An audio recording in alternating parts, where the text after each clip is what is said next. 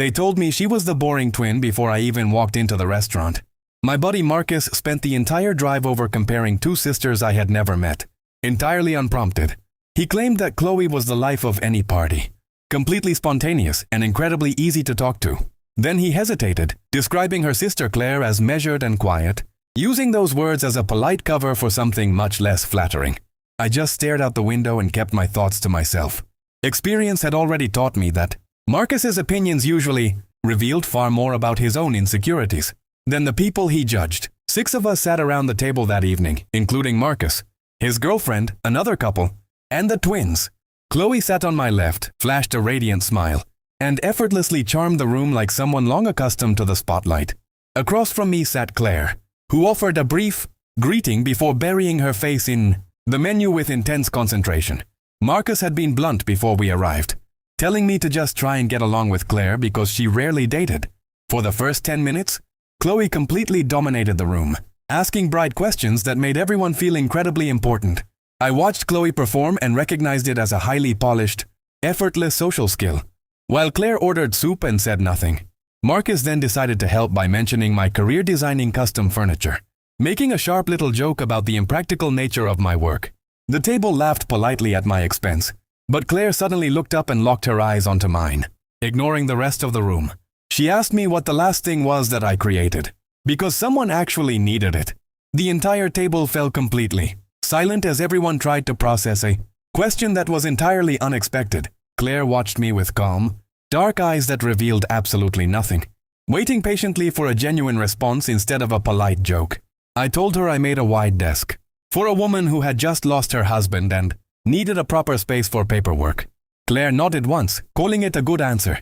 Before the rest of the table resumed their loud, shallow chatter, I spent the remainder of the meal completely distracted by her query, unable to shake the intensity of that brief moment.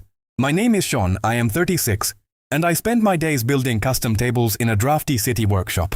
I live a quiet life surrounded by more books than actual furniture, and I had been single for over a year without feeling any real urgency to change it.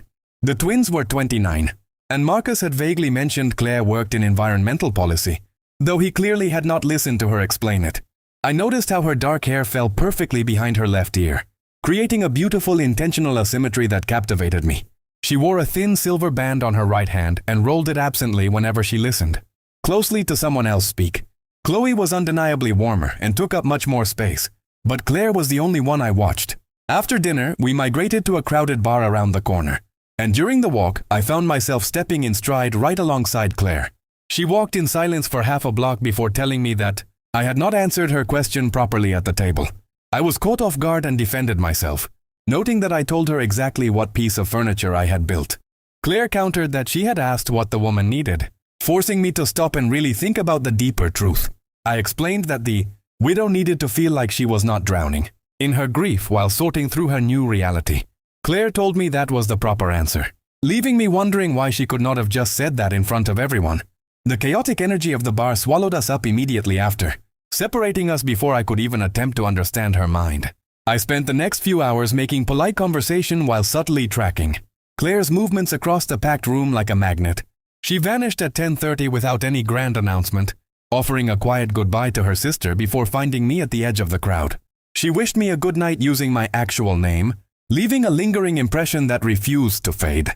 Marcus instantly appeared at my elbow to comment on how quiet she was, quickly pivoting to praise Chloe's obvious charm.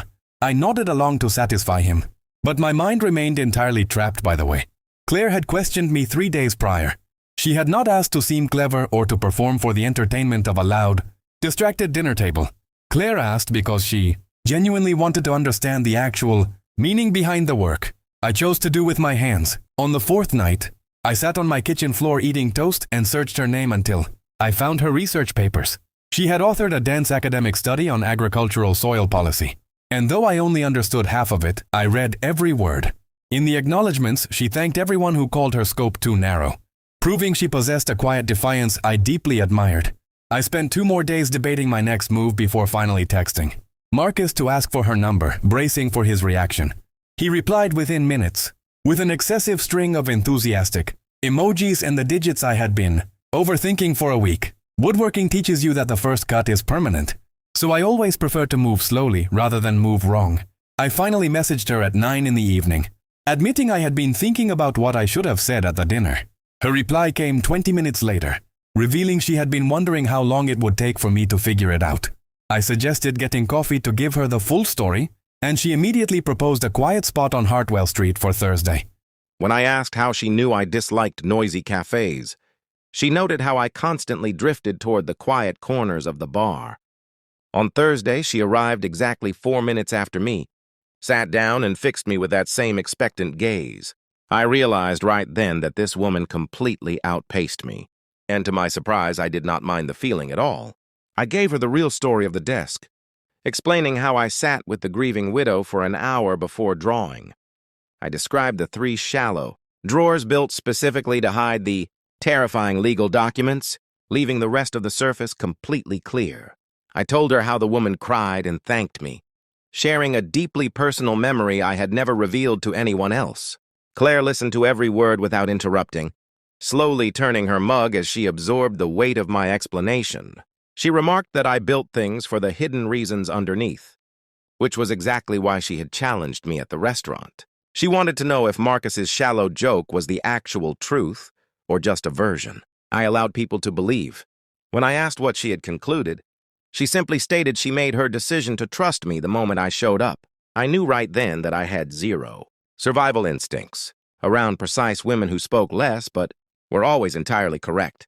We talked for 2 hours about her agricultural research, and her quiet certainty was far more intoxicating than loud enthusiasm. As we stepped outside onto the cold pavement, Claire looked at me and bluntly stated that I was wondering if she was single.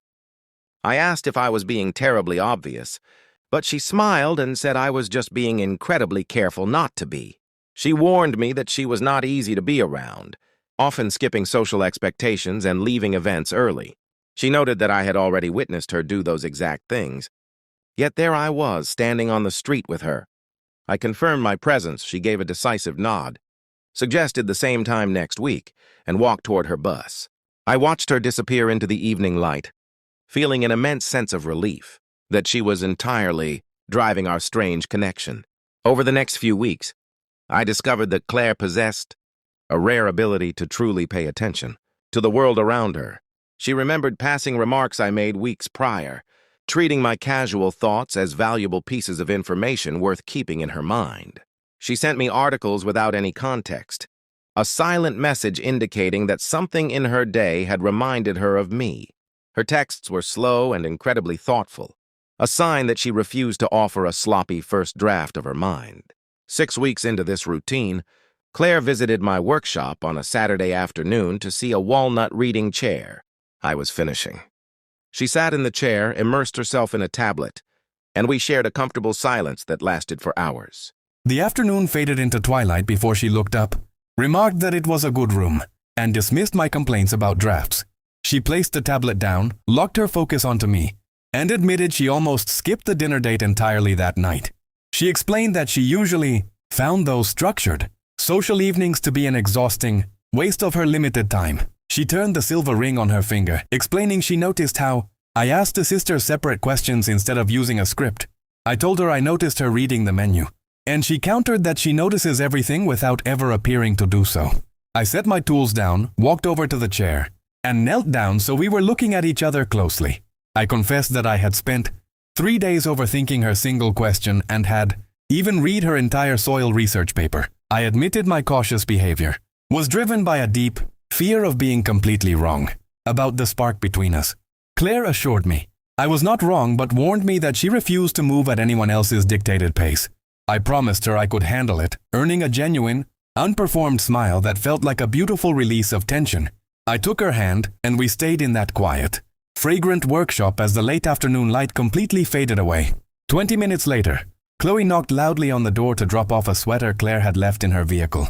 Chloe stared at our joined hands, grinned with absolute triumph, and completely ignored Claire's quiet command to leave us alone. Months later, that reading chair remained in my workshop because Claire spent every Saturday afternoon sitting in it while I built furniture. We learned to exist comfortably within the gaps of conversation, letting the silence serve as proof of how easy we were together. She still asked questions that caught people off guard, And I grew to absolutely love watching rooms recalibrate around her honesty. Years later, Chloe still tells people, it was a dramatic rescue story where she successfully set up her boring twin sister.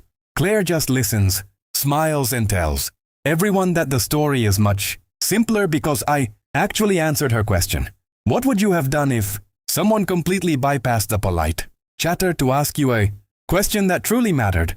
And have you ever almost missed the love of your life because someone else pointed them out as the wrong choice? Tell me your experience in the comments below. Leave a like if you enjoyed this, and subscribe for more stories.